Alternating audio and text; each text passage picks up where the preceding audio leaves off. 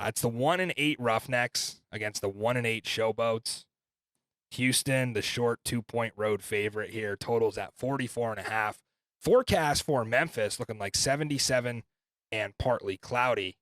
This is our latest kick time the entire season at 7 p.m. Eastern. So last meeting was the Boats' lone win. It was an 18-12 win in Houston week 1. So let's take a look at some of those highlights from back in week 1. I call it whatever you want here. I don't know. What are we naming this? The toilet bowl? You could call it the crap cup. TPG Bowl. The stink off. It's just know the winner of this one is going to be awarded the number 1 draft pick and will officially be on the clock for the 2025 UFL draft. I'm honestly more interested in debating who that pick is going to be than I am breaking down this game. But as Zook just alluded to, we have an absolute nutcase on our show who decided to bet on this. So I'm going to do my best for this breakdown. Memphis stinks. I'm over talking about it. I say the same thing every week. Now they're starting a third-string quarterback. Absolute nightmare. And, Houston is also cheeks. So what do we even talk about with this one, Zook? Help me out here. I mean, this is game 40 of 40 in the regular season, and this is the one I want to fast forward through because I'm just going to be reaching. I guess when you look at it, Houston has been, I guess, less atrocious than Memphis, even though the Showboats did beat him back in week 1. Roughnecks had 2 promising games with Nolan Henderson back there as the trigger man, who, much like Memphis, Josh Love is started the year as the QB3. These players in this one obviously care more about that last chance to get some NFL film than they do about the number 1 draft pick, right? Because if you're a Showboat or a Roughneck, you're thinking, I don't care about the number 1 pick. That's just another guy who can replace me and get my ass cut next year. So the hell with that. I'm playing for myself in this one.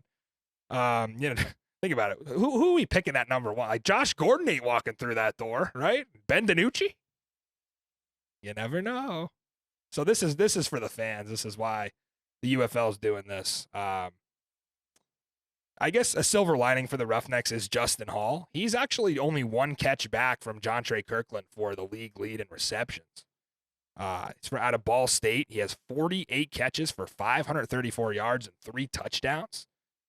And he's almost a lock for an all UFL spot.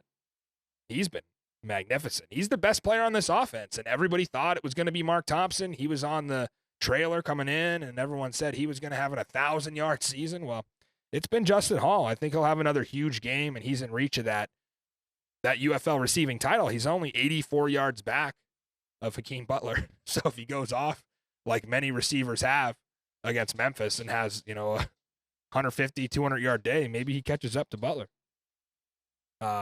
I do give an edge to the Roughnecks offense here. You look at them the last couple weeks. I guess they've been entertaining, right?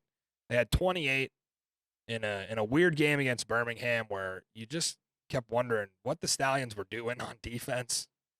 They were just sleeping through the game, and Houston, give them credit. Like, they played a really good game that night, and then they sort of parlayed that into another great start last week against Michigan. And it's crazy that they had a shot to go 2-0 against the best 2 teams in their conference, and they were just a couple bounces of the ball away. And, even looking at other games in the season, the San Antonio debacle, like, they've actually been competitive against the top teams in the league. So last couple weeks, they're putting up 295 yards a game average with Nolan Henderson, which is night and day from what they did in the beginning of the season. So I do give the edge to the Houston offense here.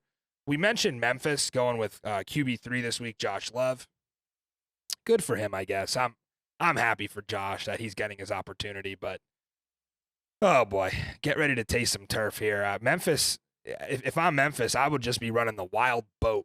Maybe you could call it like the sailboat and just put Darius Victor back there in the gun. Can you imagine that? Darius Victor in the gun just running head downhill straight into the nose tackle and just, see who falls over first.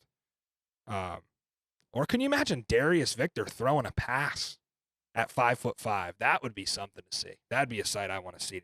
This is the kind of game I want to get weird. I want to get real sick when I'm watching this game because I don't know. Zook, do the Roughnecks have a mascot?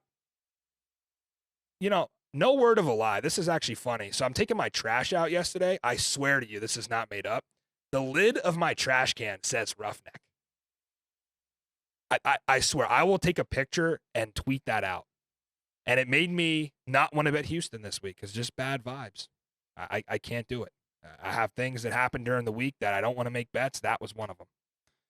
I don't know. I guess Memphis has a mascot. Maybe that's a reason to bet them if you're TPG. The short of it is I don't trust Houston's defense anymore.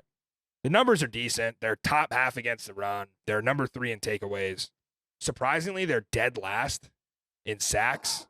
And I guess they'll have a chance to turn that around against a poor Memphis offensive line. But the problem I see, they could have been 2-0, like I said, the last few weeks, and the defense really choked the game away. So while I'm not about to put that whole 1-8 season on them because it took the offense all this time through 8 weeks to finally get going, I mean, you're seeing that swing now where the defense was the one keeping them in games. Now the offense is doing their part, but the defense can't respond now. So it's been just up and down. They did lose their leader, Reuben Foster, a few weeks back. That didn't help. Gabe Sewell was another starting linebacker on this team that's out. So I don't know. This would normally look like a pretty great underspot. And Zook and I had talked about that. And then, we both kind of realized it doesn't have any appeal because Houston's defense has given up an average of 330 yards a game the last 2 weeks. And I know Josh Love isn't Adrian Martinez or Bryce Perkins, but I just think we could see a decent enough game from the Memphis offense, who has capable receivers with like Davis and Adams and Papale.